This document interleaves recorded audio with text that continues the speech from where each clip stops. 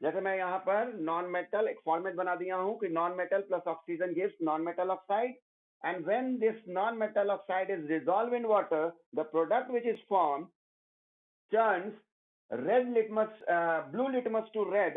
Therefore, we can say that the nature of the non-metal oxide is acidic. For example, जैसे मैं non metal के रूप में carbon लेता हूं, ठीक है, तो कार्बन को यदि मैं बर्न करूं, एक्टिविटी में शो कर देता हूं कि यदि मैं कार्बन को बर्न करता हूं, जैसे मैंने क्या किया, एक स्पून में थोड़ा चारकोल लेकर, चारकोल कार्बन का ही फॉर्म है, चारकोल लेकर उसको बर्न किया तो उससे धुआं वगैरह निकलने लगा। इसको मैंने क्या किया, एक गैस जार में रख दिया, ठीक है, गैस जार में, ठीक, और उसके ऊपर ऐसे एक कार्डबोर्ड रख दिया, ठीक। थोड़ी देर के बाद मैं क्या करता हूं कि इसमें कार्डबोर्ड को हटाकर उसमें क्या करूंगा कि जो पहले से गैस भरा हुआ है उसमें पानी डाल दूंगा। ओके, पानी डाल दिया मैंने, वाटर डाल दिया। और अब ये जो सॉल्यूशन है इसको जब मैं चाइना डिश में रखता हूं और यदि मैं ब्लू लिटमस लाता हूं यहां पर, तो मैं पाता हूं कि वो रेड हो जा रहा है। इट मीन्स कि कार्बन अगर जला, क्योंकि चारकोल क्या है, कार्बन, तो इसका मतलब जलना, कल मैंने बताया था आपको कि यदि कोई चीज जल रहा है इट मीन्स उसका इंग्लिश है combustion, and combustion is oxidation process, means oxygen का मिल जाना उससे, जिस चीज को आप जला रहे हैं। जैसे मैंने कार्बन लिया, चारकोल मीन्स कार्बन, तो उसको मैं जला रहा हूं, इट मीन्स ऑक्सीजन से मैंने कंबाइन किया, तो प्रोडक्ट फॉर्म इज CO2। देखिए मैंने बताया था नॉन मेटल कौन हुआ, कार्बन, ऑक्सीजन, O2, बार बार मैं बता रहा हूं कि ये नॉन मेटल है, गैसियस इन नेचर, इसीलिए डायटोमिक रखेंगे, और ये कार्बन डाइऑक्साइड बना। और फिर उठाकर इस कार्बन डाइऑक्साइड में मैं यदि पानी डाल देता हूं, क्यों ब्लू लिटमस रेड हो गया, क्योंकि जरूर यहां पर कोई एसिड बना है, और वो एसिड कौन है, H2CO3, that is carbonic acid. Okay, this is carbon. हाँ, एक एग्जांपल ले रहा हूं, जैसे मैंने यहाँ आपको समझाया कि रिएक्शन विद वाटर में कि मेटल यदि वाटर से रिएक्ट कर रहा है तो मेटल हाइड्रोक्साइड बन रहा है, और metal hydroxide is a base, and which gas is evolving here, hydrogen. Okay, for example मैं ले रहा हूं, मैंने यहाँ Mg लिया, मैग्नीशियम, ओके, मैग्नीशियम लिया, ठीक, और मैग्नीशियम को मैंने रिएक्ट करवाया H2O से, ठीक है। ये तय है कि मैग्नीशियम डायरेक्ट H2O से रिएक्ट नहीं कर जाएगा, आप मैग्नीशियम को हीट करेंगे, ठीक है। तो पहले से ही मालूम था कि मेटल ऑक्साइड बन रहा है वहां पे, तो Mg प्लस H2O जो हीट करेंगे, उस प्रोसेस को हम लोग इस एरो के ऊपर लिख दिया करते हैं, ठीक है। तो Mg प्लस H2O क्या बोला, मेटल हाइड्रोक्साइड बनेगा। और याद कीजिए उस दिन आप लोग बड़ा अच्छा सवाल किए थे कि सर OH का वैलेंसी क्या हो रहा है, तो मैंने आपको बताया था कि OH पे सिंगल माइनस होता है और चार्ज होता है। ये बाद में मैं बताऊंगा आपको, जब ये कंप्लीट हो जाएगा चैप्टर, कुछ समय बचेगा, क्योंकि अभी टेस्ट इतना तेजी से हो रहा है, सिलेबस इतना तेजी से भाग रहा है कि एक्स्ट्रा अभी थोड़ा क्लास लेने में मुश्किल हो पा रहा है। तो अभी आप फिलहाल लगभग में समझें कि OH पे सिंगल माइनस चार्ज होता है, इसलिए इसका वैलेंसी कितना हुआ, 1। ओके, 1, ये कितना शो कर रहा है वैलेंसी, 1। और मैग्नीशियम का वैलेंसी कितना है, 2। तो अगर मैं यहाँ प्रोडक्ट दिखाना चाहूं MgOH, तो OH का जो वैलेंसी होगा वो इसके साथ लगेगा, और मैग्नीशियम का जो वैलेंसी होगा, क्योंकि ये कंपाउंड आयन है इसलिए इसमें ब्रैकेट लगाकर तब जाकर 2 लिखेंगे। ओके, ये मैं पूछूंगा, कंपाउंड आयन है और कंपाउंड आयन पे आपको माइनस, इसलिए ब्रैकेट लगाकर मैंने मैग्नीशियम का वैलेंसी 2 लिखा, ये सब ध्यान रखना है। तो MgOH2 और हाइड्रोजन इवॉल्व हुआ, ठीक। अब जरा इसको लगे हाथ हम एक्टिविटी के रूप में जो आपके बुक में बताया वैसे शो करते हैं। एक्टिविटी में आपको बताया गया है कि एक स्टैंड लिया गया है, ठीक है, और उसमें किया क्या गया है कि 2 उसमें क्लैंप लगा हुआ है। ओके, एक ऐसे करके बीकर है और एक उसी पे इन्वर्टेड बीकर रख दिया गया है, ठीक है। तो इसमें मैंने क्या किया है कि मैग्नीशियम का कुछ पीस ले लिया है, मैग्नीशियम का कुछ पीस ले लिया है, और यहाँ मैंने ये सब जो है ये वाटर है, ओके, और मैं क्या कर रहा हूँ, उसको हीट कर रहा हूँ, ठीक। इसी चीज को यहाँ पर ऐसे शो किया गया है, Mg प्लस H2O, चूंकि हीट कर रहा हूँ उस प्रोसेस को मैंने एरो पे लिख दिया है। अब क्या बना होगा वो मैं नहीं जानता हूँ, ठीक है, यहाँ लिख दिया हूँ।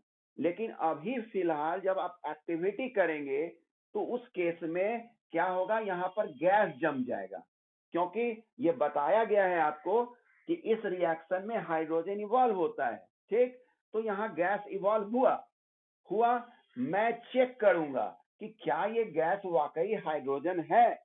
तो इसका तरीका क्या है चेक करने का, कि अगर आप एक बर्निंग मैच स्टिक ले जाते हैं तो यदि वो क्रैकलिंग साउंड करता है during burning, it means the gas produced is hydrogen, okay. This is the activity two, नहीं रिएक्ट कर रहा है वाटर से, नो रिएक्शन मैं लिख दे रहा हूं, reaction with water, non metal plus water, no reaction. अब देखो इसका फायदा हम लोग क्या निकालते हैं, कि जो हमारे पास रिएक्टिव नॉन मेटल है, रिएक्टिव नॉन मेटल है, वो वाटर से तो वाटर से ठीक है नहीं रिएक्ट करेगा, लेकिन एयर से तो रिएक्ट कर जाएगा, है ना। तो हम लोग इसलिए क्या करेंगे कि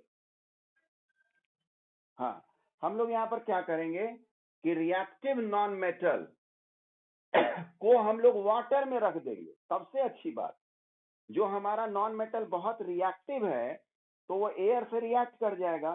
तो इसका फायदा हम लोग क्या करेंगे कि उसको पानी में रख दें, क्योंकि non metal do not react with water. और इसी का फायदा हम लोग उठाते हैं फास्फोरस। फास्फोरस एक नॉन मेटल है जो एयर में बहुत जल्दी आग पकड़ लेता है, ठीक है, एयर में बहुत जल्दी आग पकड़ लेता है, इसलिए इसको स्टोर्ड इन वाटर, ओके। ये बहुत यूजफुल चीज बताया गया आपको, ऑब्जेक्टिव बहुत अच्छा बनेगा इसका, ठीक है, ओके। तो ये आपका रिएक्शन विथ एसिड्स है कि metal plus acid will give corresponding metal salt, और हाइड्रोजन यहां भी इवॉल्व हो रहा है। तो मैंने एक एग्जांपल ले लिया, Fe plus HCl gives FeCl2 plus hydrogen, okay. लेकिन नॉन मेटल क्या होता है, वो do not react, non metal do not react with acid.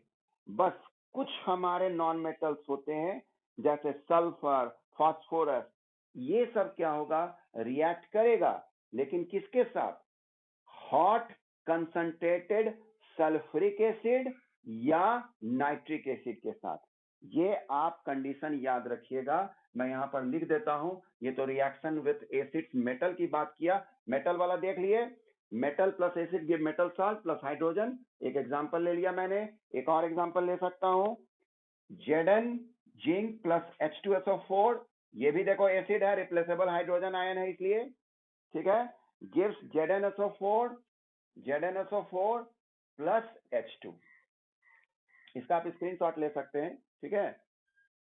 हाँ, नॉन मेटल एसिड्स के रिएक्ट नहीं करता है, लेकिन एक्सेप्शनल यहाँ केस है, कुछ नॉन मेटल जैसे सल्फर, फास्फोरस, ये सब क्या होते हैं, रिएक्ट करते हैं एसिड्स के साथ, लेकिन वहां भी कंडीशन है कि वो एसिड या तो सल्फ्यूरिक एसिड हो या नाइट्रिक एसिड हो, और वो हॉट और कॉन्क हो, क्योंकि पावरफुल हो गया इसलिए, ठीक है।